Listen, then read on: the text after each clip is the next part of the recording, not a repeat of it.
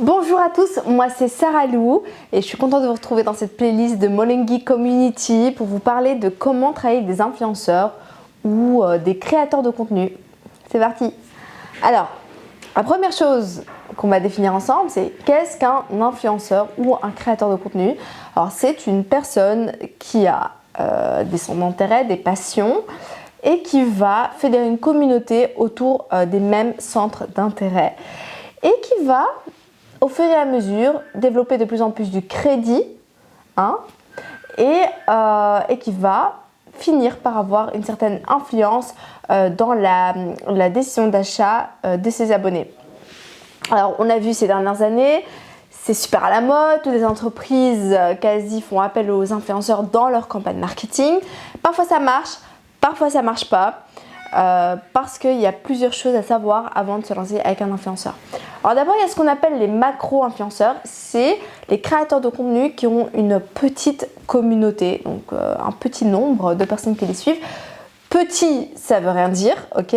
Si on est à Bruxelles, 1000 abonnés, c'est pas mal. Si on est aux États-Unis, 1000 abonnés, c'est rien du tout. On va plutôt parler de 100 000 abonnés pour des micro-influenceurs. Ici, un influenceur qui a 100 000 abonnés, c'est tout de suite un macro-influenceur, mais pas aux États-Unis. On va parler de millions d'abonnés. Donc voilà, c'est vraiment relatif par rapport à la zone qu'on va couvrir, de par la langue, de par les sujets, est-ce qu'ils sont très locaux, est-ce qu'ils sont internationaux, etc. Il y a, depuis ces dernières années, de plus en plus de marques qui travaillent avec des micro-influenceurs. Pourquoi? Eh bien d'abord parce qu'ils coûtent moins cher qu'un macro. Forcément, une plus petite audience, donc un plus petit coût. Et aussi parce que parfois, quand ils sont bien nichés, sur un marché bien niché, ils ont un taux d'engagement qui est très intéressant. Donc, imaginez-vous, 1000 abonnés. Je prends par exemple une fille qui est dans une petite ville en Belgique, qui a 1000 abonnés, qui sont quasi tous de la ville et ils ont un lien très fort, un taux d'engagement très fort, c'est un paramètre qui sera très déterminant de la réussite de votre campagne. Si vous prenez un créateur de contenu qui a 1 million d'abonnés mais qui parle de tout et de rien, qui n'est pas vraiment niché dans ses centres d'intérêt, vous n'allez peut-être pas toucher beaucoup de monde. Et puis un autre facteur aussi, c'est que au plus l'influenceur a une plus grosse communauté, au plus il va être amené à avoir des partenariats et à faire des contrats. Et donc les abonnés peuvent développer une certaine imperméabilité à la publicité. Donc ils seront plus difficilement atteints. Voilà, tout est relatif, il faut tester. Je vous encourage vraiment à juste essayer et à constater de vous-même. Mais après, j'ai des marques qui me disent, voilà, moi j'ai travaillé avec tel créateur de contenu, mais ça n'a pas du tout fonctionné, j'ai pas eu de vente, j'ai pas de retour, etc. Il faut aussi savoir qu'il faut pas que ce soit une action unique à plusieurs niveaux. Déjà, pas une action unique dans le sens où elle doit rentrer dans une campagne globale. L'action doit être pensée en mode campagne. Il doit y avoir autre chose autour, pour renforcer la campagne. Et surtout, il doit y avoir un call to action à la fin. J'ai déjà vu des super campagnes fonctionner à merveille.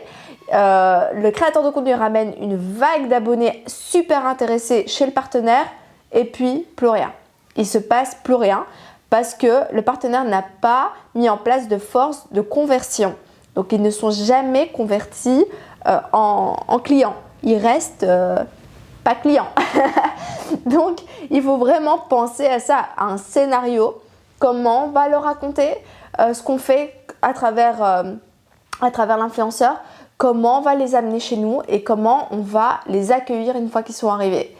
Bien sûr, quand je dis comment on va leur raconter l'histoire, c'est pas vous qui le racontez, c'est bien sûr le créateur de contenu.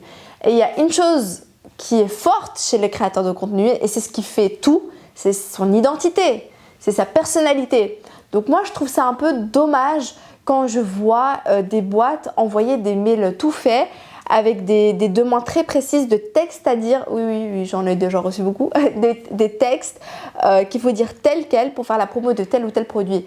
C'est pas la meilleure manière de travailler avec un créateur de contenu. Le truc, c'est de le laisser proposer en fait. Il est force de proposition, il crée du contenu quotidiennement, il sait ce à quoi sa communauté est sensible, ce qu'elle aime, et donc il pourra proposer un contenu qui est adapté à ces paramètres-là. Autre chose, la communauté, les abonnés, à un moment donné, les gens ne sont pas dupes. Hein.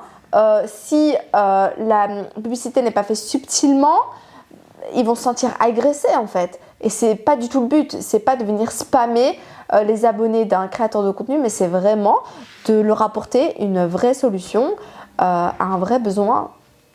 Qu'on se comprenne dans le sens où ils attendent quand même du créateur de contenu de faire de la publicité intelligente, qui s'inscrit dans ce qu'il fait d'habitude et il s'inscrit dans ses valeurs. Donc voilà, c'était ma petite vidéo sur mes quelques tips sur comment travailler avec un influenceur.